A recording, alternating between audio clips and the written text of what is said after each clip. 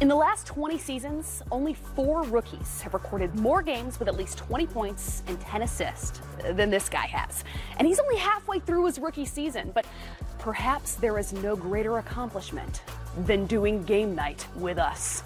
None of those other guys were here as rookies, I'd like to point out. Trae Young of the Atlanta Hawks is in our studio. First and foremost, settle a debate. Which nickname do you like best? The Ice Trae? Trae TL? I mean, I leave that all up to the fans. For me, I like Ice Trae. Yeah. I've heard Trae TL too, so either one of those I like.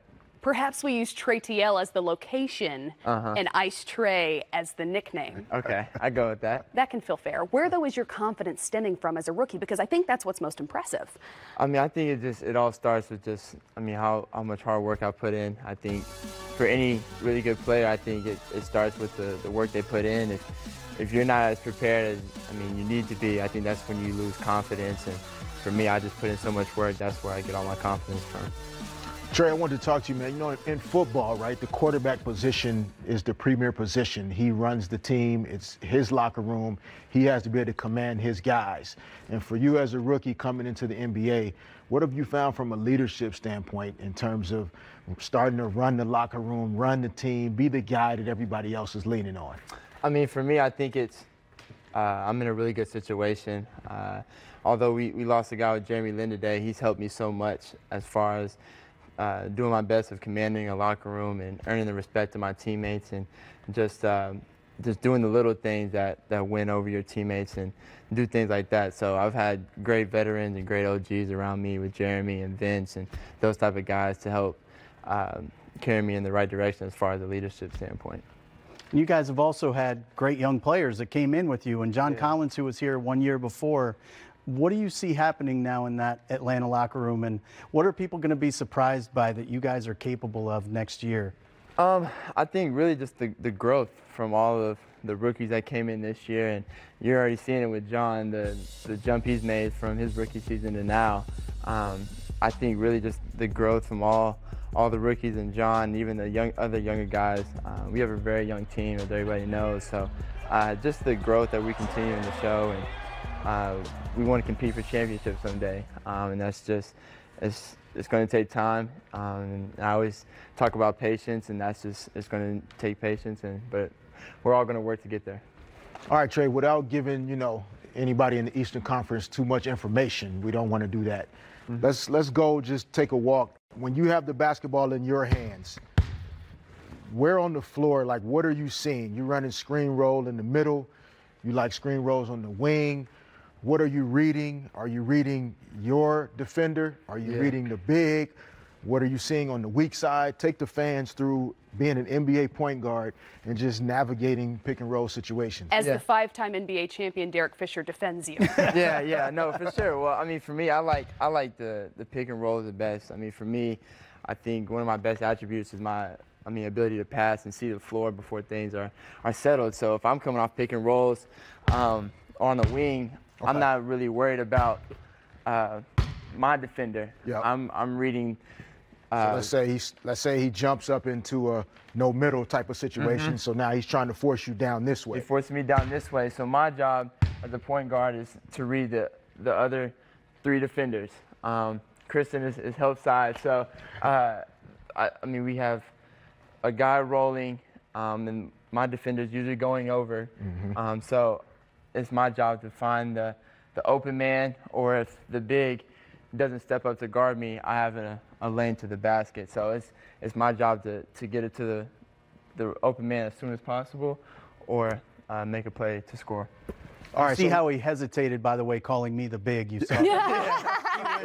So I have to recognize the big. I don't know if I would have went in there and scored. I don't know. The big-ish. So, fine, I got your help side. But so first of all, see how many things for people at home that he's thinking about in these situations. So when you're watching the game at home, don't be trying to figure out why he made a mistake one time, because he's literally thinking about 25 things in this scenario.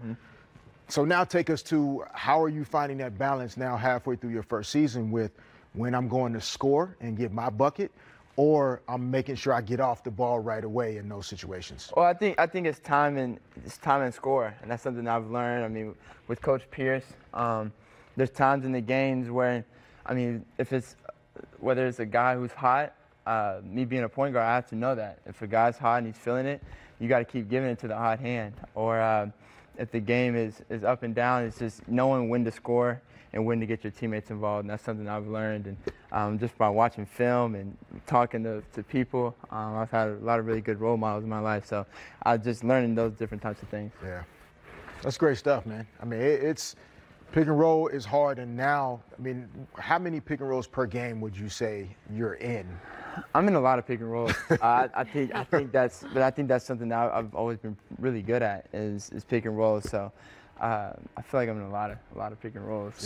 So Trae, a confession here. I am one of the people that was concerned about your ability to play any kind of similar style to what you did in Oklahoma, because you were given such free reign with the ball that a lot of the shots you took, I thought, oh, well, he's not going to be able to get to those. Mm-hmm. And so all you did to counter that was become more of a driver and showing more of your passing ability. When did you make that recognition that that's how you could help your team best? I think I've always had that type of ability. It's just doing what the defense was giving me at the time. And at Oklahoma, I mean, there was times when I felt like I was in range or I was able to shoot from long distance, and I felt like the defense was giving me that, so I was doing that. And now it's, I mean, maybe a little bit different than what it was in college. So it's just really just doing what the defense is giving me. So when we show you those lists of statistics of all the great rookies, the names that you're listed now alongside, how do you respond? Is it something that you're paying attention to yet? For me, it's you can't help but see it, and it humbles me. Just being on a list with those type of greats. I mean, it's a humbling list to be on. But for me, I want to be on more of those lists. I want to be on lists of point guards who won championships. I want to be considered an all-time great. So that's, for me, I see it, but for me, I just want to continue to get better and improve. Do you pay attention to the other rookies and what they're doing then this season? For sure. I mean, it's my class. I'm rooting for everybody in my class. I want to go down as one of the best classes to ever be. Dealt and drafted. So I'm happy for all the guys who are playing well. Luka's playing really well. DeAndre, Jaren Jackson Jr., all my guys. So I'm rooting for them. You know who else used to do that? Magic Johnson and Larry Bird used to watch each other. They are good at this game, from what I feel like I've heard. All right, Trae, thank you so much for taking the time to join us in studio. If you have nothing going on, we're going to be here all night. He's like, I didn't sign up for any of that. All right.